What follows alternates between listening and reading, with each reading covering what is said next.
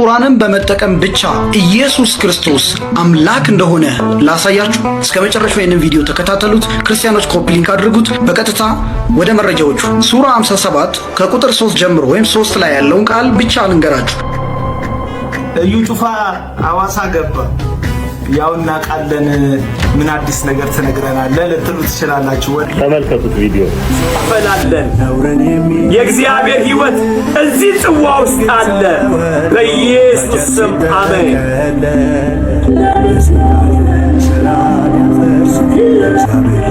ምንና ላይ በየትኛውም ስም የተጨመሩ ወደ ቁርአኑን በሉት ወደ ሐዲሱን በሉት የተጨማመሩ ቅጥፈቶች፣ ቆሻሻዎች፣ ኮተቶች መጽዳት አለበት፣ መወገድ አለበት።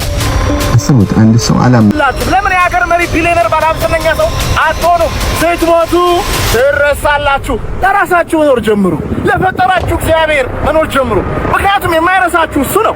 ሰላም የእግዚአብሔር ቤተሰቦች፣ ዛሬ ነገርና አስተማሪ የያዙ ቪዲዮዎችን ይዤላችሁ መጥቻለሁ። ተመልካቾች ጉዳይ ላይ እንግዲህ ብዙ ነገር ተምረናል፣ ብዙ ነገር አስተውለናል። ተመልካቾች ያን ምክንያት በማድረግ የተለያዩ ቪዲዮዎችን ሰባስቤ ይዤላችሁ መጥቻለሁ። ተመልካቾች ቪዲዮውን እስከ መጨረሻው ድረስ ካያችሁ ትጠቀሙበታላችሁ። ቁርአንን በመጠቀም ብቻ ኢየሱስ ክርስቶስ አምላክ እንደሆነ ላሳያችሁ። እስከ መጨረሻው ይህንን ቪዲዮ ተከታተሉት። ክርስቲያኖች ኮፒ ሊንክ አድርጉት። በቀጥታ ወደ መረጃዎቹ ሱራ 57 ከቁጥር 3 ጀምሮ ወይም 3 ላይ ያለውን ቃል ብቻ ልንገራችሁ። he is the first and the last, the antecedent and intimate, and he is of all things knowing ይላል። ሁሉን አዋቂ ያለ የነበረ ነው ይላል። መጽሐፍ ቅዱሳችን ደግሞ እንደዚህ ይለናል። ራዕየ ዮሐንስ ምዕራፍ 1 ቁጥር 17 ባየሁትም ጊዜ እንደሞተ ሰው ሆኜ ከእግሩ በታች ወደቁ። ቀኝ እጁንም ጫነብኝ እንዲህም አለኝ፣ አትፍራ፣ ፊተኛ ና መጨረሻ ሕያውም እኔ ነኝ። ፊተኛ ልክ ቁርአን ውስጥ ቅድም እንደነገርኳችሁ the first ብሎታል። ፊተኛ አማርኛ ሊሳሳት ይችላል ብሎ ካሰቡ በእንግሊዘኛ እናደርግላችሁ። and when I saw him I felt at his feet as dead እንደሞተ ሰው ሆኜ ወደኩኝ አለ። and he laid his right hand ቀኝ እጁን ጫነብኝ saying unto me fear not አትፍራ አለኝም I am the first and the last። ቅድም ምን ብያለሁ? ቁርአኑ ላይ ይኸው እዚህ ጋር ተመልከቱት። ፊተኛም ነው ኋለኛም ነው። he is ኢየሱስ በዚህ ውስጥ የሚኖር ያለ እንደሆነ በግልጽ ያሳያል። ተጨማሪ ማስረጃዎችን አሁን አቀብላችኋለሁ። ጌታችን ኢየሱስ ዮሐንስ ወንጌል ምዕራፍ 8 ላይ ከቁጥር 56 ጀምሮ ማንበብ ይችላል። እንዲህ ይላል your father Abraham rejoiced to see my day። ይመኩ ነበር። እነማን ናቸው የሚመኩት? እስራኤላውያን። ጌታችን ኢየሱስ ክርስቶስ ግን የተላከው ለእስራኤላውያን። እዩ ጩፋ አዋሳ ገባ። ያውና ቃለን ምን አዲስ ነገር ተነግረናል ልትሉ ትችላላችሁ። ወደ ኋላ በአዲሱ ነገር አሳያችኋለሁ። እንደ መንግስት ባለስልጣን ወይም እንደ አጎራባች ክልል ባለስልጣን በማርሽ ባንድ ታጅቦ የመንግስት ዩኒፎርም ያደረጉ ፖሊሶችና የመከላከያ አባላት ሰላምታ ያቀረቡለት አጅበውት መንግስታዊ በሚመስል መልኩ ገባ። ያው እንደምታውቁት ነው ሐሰተኞች የዚህ ዓለምን ክብር መቀበል መውሰድ የተለመደ ነው። ታዲያ እዩ ጩፋ ገብቶ ወንጌል ሰበከ፣ ህዝብ ነፃ ወጣ። ምን እንደተደረገ አይተን እንመለሳለን። የሮጣችሁ ዘይት ከእጃቸው ተቀበሉ። በተቀበላችሁ ዘይት ላይ ያለው እግዚአብሔር ታምራት ያደርጋል። ብዙ ሰው እየመጣ ነው ያለው። ላይኮና ተዘጋጁ። ዘይቱን ስትቀበሉ ዘይቱን ትከፍታላችሁ። በከፈላችሁ ደረነ ይችላልላችኋለሁ። የማይዘጋ ደጅ ከፈቱላችሁ። ብዙ ሰው እየመጣ ነው። ላይኮና ቶሎ ነው።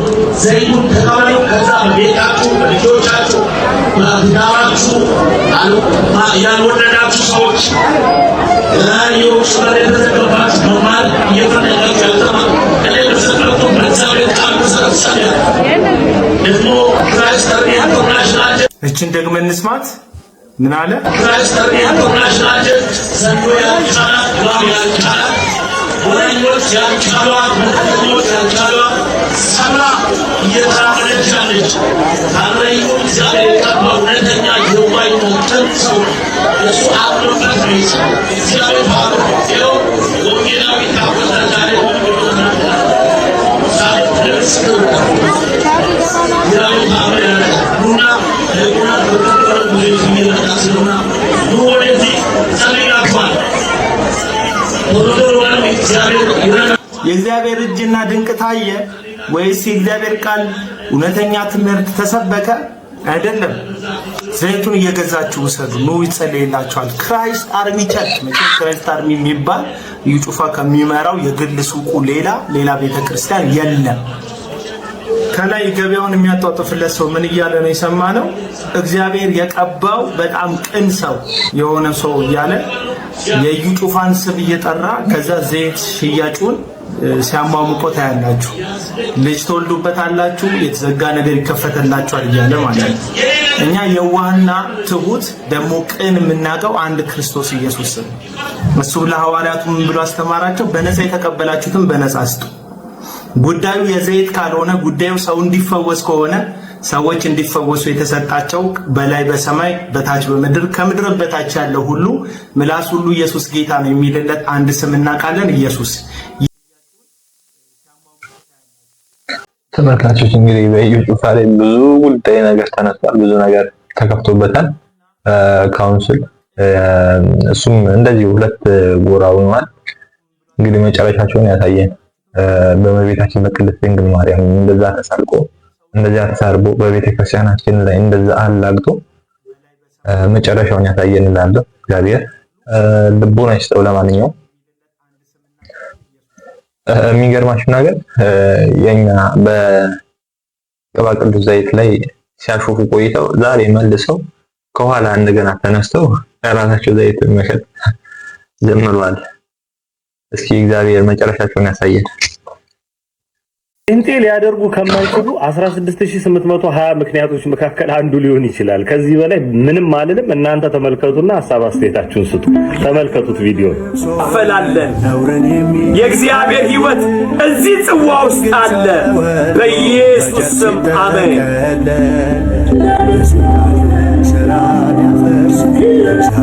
ያንተ ስጋ ነው። ስጋ ደም በገባበት ጨለማ አይገባም። በኢየሱስ ስም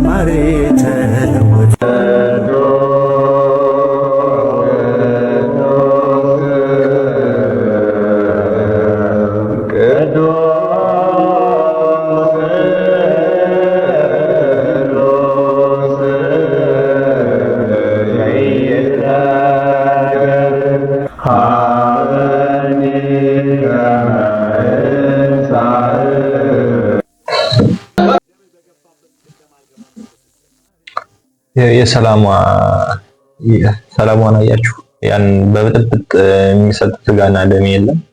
እንጃ አንዳንዴ ምንድነው የሆነ ፕሮሞሽን የሚሰሩ ነው ይመስለኛል። አንዳንዴ ግርም ይሉኛል። ልቦና ይስጣችሁ።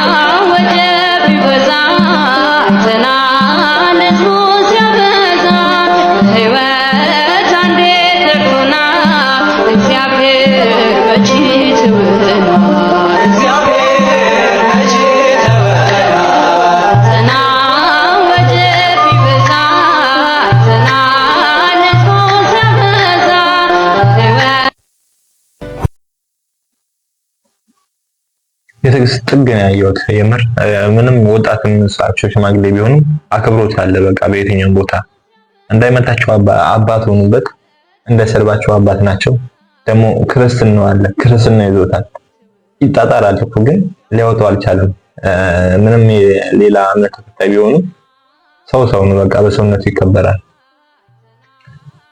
ትዕግስቱን በቃ አድንቄለታለሁ። እንደዚህ አይነት ትዕግስት ለኛ የሚስጠን ልካል ማርም ሲበዛ ይመራል። ልጅ አባቶቻችን አንድ አበባ የሚያድገው የሚያብበው መዓዛው የሚያውደው የሚበቃውን ልክ ውሃ ስትሰጠው። ትጸልዩ ዘንድ በመጠን ኑሮ የለ ቅዱስ ቃሉ ከልክ ያለፈ ለአንድ አበባ ካጠጣው ስሩ ይመነምናል፣ የጠነከረው ይላላል፣ ክንዶቹ ይንገዳገዳሉ። በልክ መኖር መልመድ አለብን።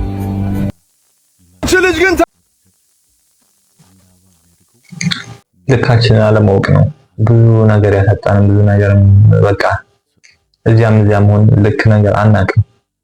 መሮጥ ብቻ ነው። ከኋላ ምን እንዳሳለፍንና ከፊት ምን እንደሚመጣ ነገር አናውቅም። የሆነ እናውቀው እንችላለን። ወደፊት ግን የማናገኘው ነገር ልናስብ እንችላለን። በዚያ መካከል ውስጥ ተስፋ መቁረጥ ብዙ ነገር ይመጣል። ተረጋግቶ ነገሮችን ማየት ትምህርት ከመሮጥ ምን አትሩጥ አንቀጥ አይደለም የሚባል እንደዛ ምን ያመጣው ነገር አለ? ምንም ላልነው ነገር መሮጥ ብቻ። አዝናለች። ከሞተች ስንት ቀን ሆኗት? ረሳችኋት አይደል? ሬስት ኢን ፒስ ብላችሁ ፖስታችኋል። በጣም ማዘናችሁ ነግራችኋል።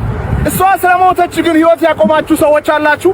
አድናቂዎቿ ከ400,000 በላይ ፎሎወሮች አሏት። ብዙ ሚሊዮን ቪው አላት። ጓደኞቿ ረሳችኋት አይደል? ምን ለብሼ ልውጣ፣ ምን ልብላ፣ ማንን ላግባ፣ የራሳችሁን ነገር ነው የምታስቡት። አያችሁ፣ ስትሞቱ ትረሳላችሁ። አንድ ሳምንት እንኳን አያስብላችሁም። ለምን የሀገር መሪ ቢሊየነር ባለሀብተኛ ሰው አትሆኑም? ስትሞቱ ትረሳላችሁ። ለራሳችሁ መኖር ጀምሩ። ለፈጠራችሁ እግዚአብሔር መኖር ጀምሩ። ምክንያቱም የማይረሳችሁ እሱ ነው። እዚህ ምድር ላይ ስትሞቱ ትረሳላችሁ። ቴክስት ያልመለሰችውም እንትና እኮ እንደዚህ ይለኛል።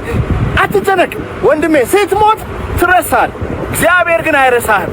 ለምን ፈጠርከኝ ብለህ ጠይቀው። ለዓላማ መኖር ጀምር። ሰው ወደደ ጠላ አያገባም። የአንተ ቤት ስራ አይደለም። እግዚአብሔርና አንተ ከተስማማችሁ በህልማችሁ ላይ ያንን ኑሮ። ስትሞት ከረሱ ስትኖር እንዲቆጣጠሩ አታድርግ ወንድሜ።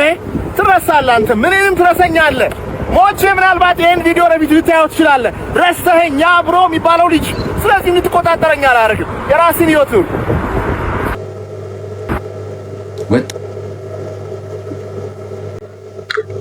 ለምን እኛ ከመቃብር በታችን ለምንሆን ነገር ስም ነው ከላይ የሚሆነው። ግን ጥሩ ነገር ካልሰራን ምንም ጥሩ ነገር ከሌለን ዋጋ የለንም። ግን ካለፍን ማይቀር በቃ አንድ እግዚአብሔርን አመልከን ለሱ ተገዝተን ስሙን አመስግነን በቃ ቤተክርስቲያን የምትለውን ነገር አድርገን ብናልፍ ይሻላል። ከሞትም በኋላ እዚህ ሌላ ህይወት፣ እዛ ሌላ ህይወት፣ እዚህም ተቃጠለ እዚያም ተቃጠለ። ምን ማስረጃ አለ ልትሉ ትችላላችሁ።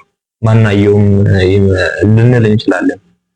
ያዩት ጽፈውልናል፣ በስትክክል አስቀምጠውልናል። ያው ማየት አንፈልግም፣ መማር አንፈልግም። በቃ ዝም ብለን መኖር ነው የምንፈልገው። ዝም ብሎ ደግሞ መኖር አይቻልም። አንድ ነገር መምረጥ አለብን። ዝም ብለን እንኳን እንኖር ብንል ጠላት አለ፣ አንመቸውም ጭራሹን ማለት ነው።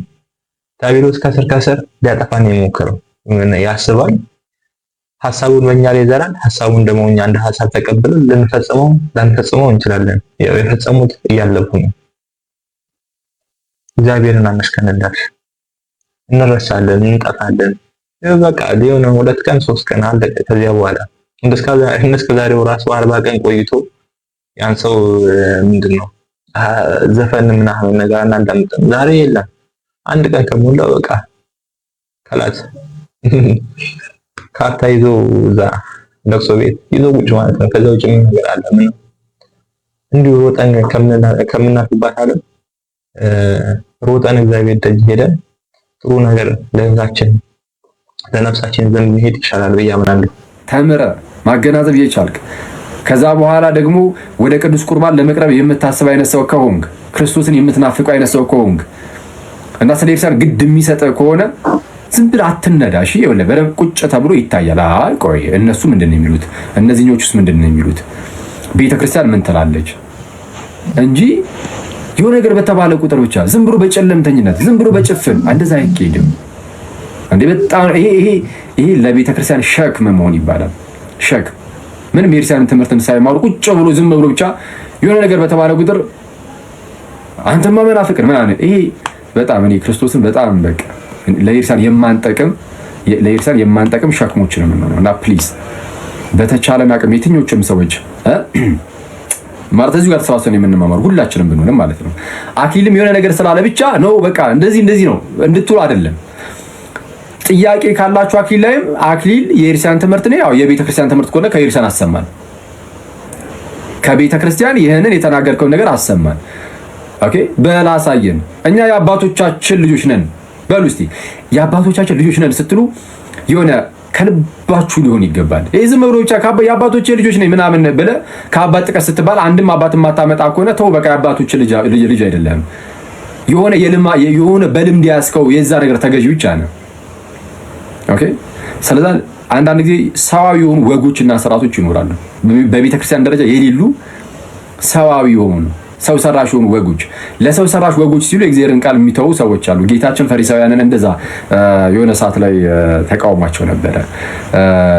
ምንድነው ለራሳችሁ ወግና ትውፊት ስትሉ የእግዚአብሔርን ቃል ትሽራላችሁ አላቸው ፈሪሳውያን። ልክ እንደዚህ የሚመስል ነገር አሁን ይታያል አንዳንዴ በቤተ ክርስቲያን ውስጥ አላልኳችሁም፣ በአንዳንድ ሰዎች ቤተክርስቲያን ውስጥ ያለን አንዳንድ ሰዎች እንደዛ እናደርጋለን። ስለዛ የእግዚአብሔር ቃል ምን ይላል የሚለው መታየት አለበት። የእግዚአብሔር ቃል ምንድነው የሚለው? ቤተ ክርስቲያናችን ምን ትላለች? የአባቶች ልጅ ነኝ የሚል አንድ ክርስቲያን አባቶች ስንተኛ ክፍለ ዘመን ላይ ነበሩ ሲባል ከጥንት ጀምሮ የነበሩ ናቸው። አንደኛ ክፍለ ዘመን ላይ ሐዋርያቱ፣ ሁለተኛ ክፍለ ዘመን ላይ ከነሱ የተማሩ በኋላም ደግሞ አቃቢያን እምነት አሉ። ሶስተኛ ክፍለ ዘመን ላይ፣ አራተኛ ክፍለ ዘመን ላይ 5 6 እያለ ይመጣል እስካሁን ድረስ እና ፕሊዝ እኔ ዝም ብለን ነው አንዳንድ ጊዜ የአባቶች ትምህርት ይባላል እንጂ አንዳንድ ጊዜ በጣም በሚያሳዝን ሁኔታ ብዙ ሰው ግድም አይሰጠውም። የአባቶች ትምህርት ያን ያህል ግድ አይሰጠውም። እሱ የያዘው የሆነች ነገር ጭንቅላቱ ላይ ያከማቸው ነገር ብቻ ነው ግድ የሚሰጠው ብዙ ጊዜ በሚያሳዝን ሁኔታ እስካየሁት ማለት ነው። እና በጣም አንዳንድ ሰው ነው አንዳንድ ሰው ለሃይማኖት ያናል ግድ ላይ ሰጠው ይችላል። ዝም ብሎ በፖለቲካው በምኑ ይጨማለቅና ከዛ በኋላ የሆኑ ሰዎች ተራ ወሬ ይሰማና ከዛን በእነሱ እየተነዳ ደግሞ ዝም ብሎም ደግሞ የሚቃወማል። እነዚህ ሃይማኖታቸውን ክደው ዝም ብሎ ፖለቲካ ሃይማኖት የሆነባቸው ሰዎች ደግሞ እንዲህ ያሉ እና አሁን እንደነዚህ አይነት ሰዎች ብዙም ያናል አያስጨንቀኝም። እውነቱን ለመናገር ጌታ ይድረስላችሁ፣ እርሱ ይርዳችሁ፣ አለቀ። ለእናንተ ምንም ማለት አልችልም። ምን ማለት ይቻላል? ምንም ማለት አይቻልም። ወንድማችን ናፊን ቃሉን ያሰማልን። የሚባለውን ነገር አንሰማም። ባለችን እውቀት ተነስተን ተንተርሰን መናገር መደመጥ እንፈልጋለን። ግን ያ የሆነ ከባድ ነገር ነው። ለማንኛውም ወደ ሆነ ቦታ ለመሄድም አስበን ይሆናል፣ የሆነ ወደ እምነትም ለመቀየርም አስበን ሊሆን ይችላል። ግን ተመልካቾች አሁን የኤፍሬ ጉዳይ መነሳቱ ብዙ ሰው አጽንቷል፣ ባለበት እንዲቆም አድርጓል። አብዛኞቻችን የምንመጣው እምነት ነበረ፣ ግን በአጋጣሚ ይሄ ነገር አጋጣሚ አይደለም፣ ፈቃደ እግዚአብሔር ነው ብዬ ነው የማስበው። ጥሩ እይታ ያለው መስሎን ልንሸወድ ነበረ። እግዚአብሔር ሰበሰበን፣ የሚያስነሱን አስነስቶ የሄዱትንም እንዲመለሱ ያሉትንም በልብ የሄዱትን ነበሩ እነሱን አጥንቶ አቆይቷል። የተማራችሁ ብዙ ነገር ተምራችኋል ብዬ አስባለሁ። በእርግጠኝነት ሳትፈልጉም ፈልጋችሁም ሰምታችኋል፣ አድምጣችኋል፣ ተገርማችኋልም ተደምማችኋል።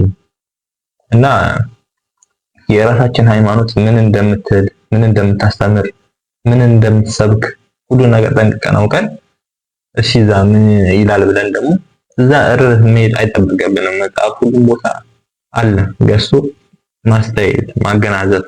ከዛ የትኛው ቦታ ነው ኢየሱስ ክርስቶስ ያለው ወይ የትኛው ቦታ ነው አማኑኤል ያለው ወይ እግዚአብሔር ያለው የትኛው ቦታ ነው የትኛው ሃይማኖት ውስጥ ነው ማየት ያስፈልጋል። ዝም ብለን አንነዳ።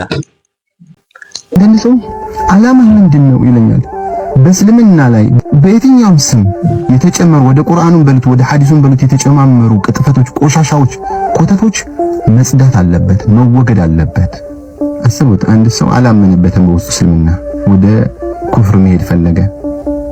እናርዳሃለን ከሄድክ እንዴ? አላመነበትም።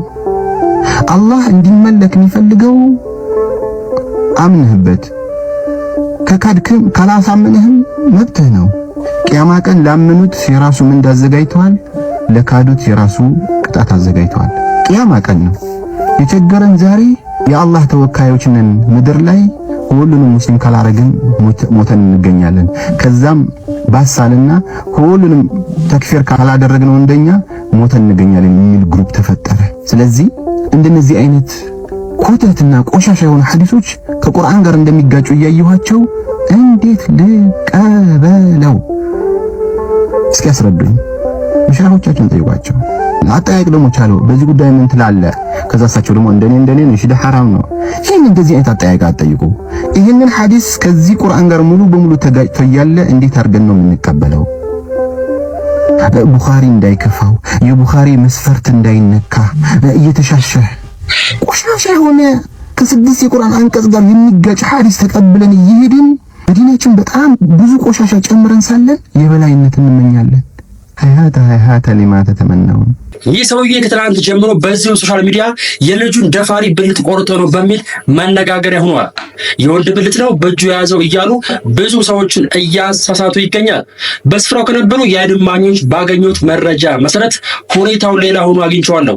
ይህ አባት አቶ ተስፋ የተባለው ሰውዬ በአካባቢው ጥንቆላ ሊሰራ ሲል በአካባቢው ሰዎች ተይዞ ለሕግ የተላለፈ ሲሆን አሁን ግን መረጃዎች እንደሚሉት ከሆነ ከስር እንደተፈታ ተገልጿል። ለፈጣንና ታማኝ መረጃ እፎይ ነው ልንል የሚገባው እንጂ በጣም አስደንጋጭ የሆነ ነገር ነው።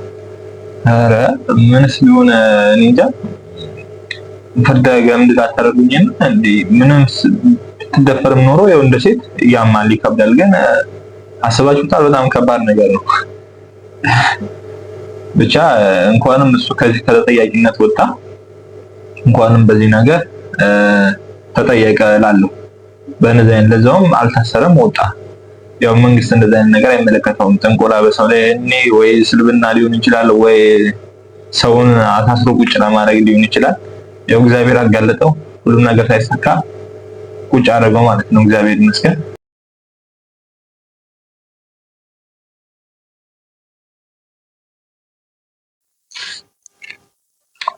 ተመልካቾች ብዙ ነገር እንተማራችሁ፣ ብዙ ነገር እንተገነዘባችሁ አስባለሁ። ተመልካቾች ለዛሬ ቪዲዮ ያቀረብኩት ይሄን ይመስላል። ተመልካቾች ከተመቻችሁ ቪዲዮ ላይክ፣ እንዲሁም ለዚህ ቻናል አዲስ ከሆናችሁ ሰብስክራይብ በማድረግ ቤተሰብ መሆን ትችላላችሁ። ተመልካቾች ቪዲዮ እኔ ጠቅሞኛል ተገልግዬበታለሁ ብላችሁ ካሰባችሁ ሼር ማድረግ ትችላላችሁ።